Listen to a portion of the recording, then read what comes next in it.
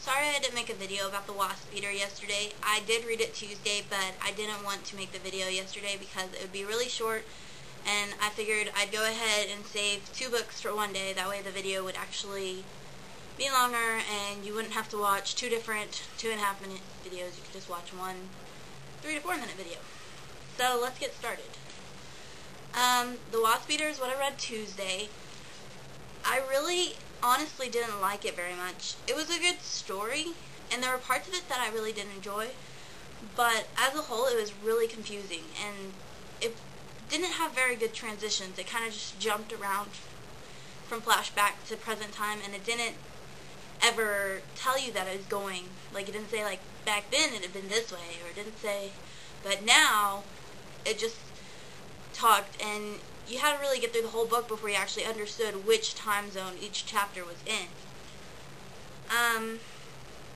It was really hard to get through in a day. It was the shortest book I read, but again, I think since it was so confusing, it was just hard to focus on and to keep actively reading it when I couldn't understand it very well. I could understand everything that's happening, I just couldn't understand when it was happening, why it was happening, and who was there while it was happening. So that kind of threw me off. The main character was also kind of a put-off because he just really aggravated me. What's with people in books getting nervous and not talking anymore? I've never honestly been around somebody who's not talked to me because they're nervous. Maybe other people, tell me if you've experienced that, because in real life I've never experienced that. In this book, all over the place, when people got nervous, they didn't say anything. Like, people would ask them, do you want to eat? And they would just be like, I've never really been around, most people wouldn't say a lot of sentences, but they would at least reply yes. So that part kind of aggravated me, because I was like, just say something! And that's about it. I gave it a 2 out of 5 star rating, just because it was confusing and I didn't think it was that good. Yesterday, I read Nick and Norah's Infinite Playlist. I did like this book. The only thing I didn't like about it was the amount of curse words littering the pages of the book, literally littering it. There were 26 F-bombs on one page, and it wasn't even a whole page. It was half a page because it was a new chapter. And it kind of distracted me from the story a little bit. I don't know, I think maybe the authors were trying to connect more with teenagers by cussing a lot in the book so that it'd be similar language, but honestly, most of the teenagers that read don't use that many curse words.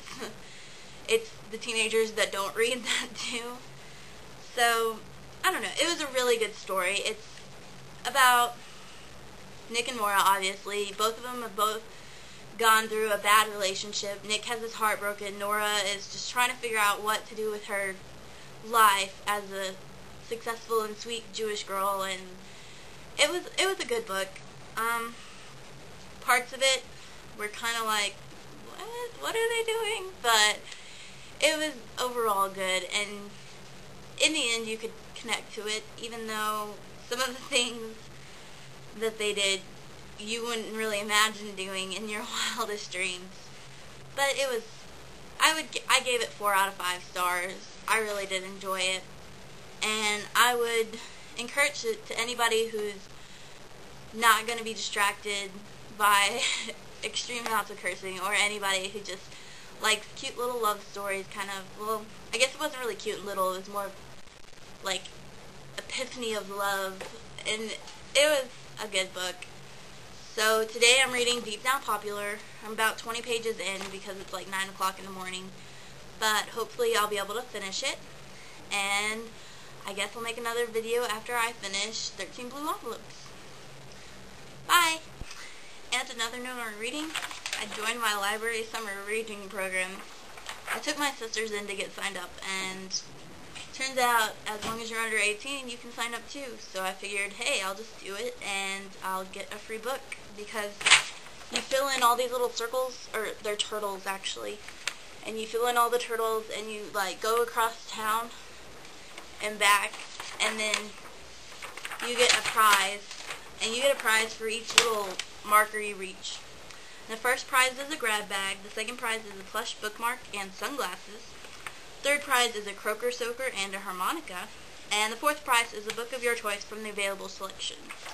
And I'm not sure what the available selection is, but I hope there's at least one good book that I would actually like to pick out. So, cross your fingers.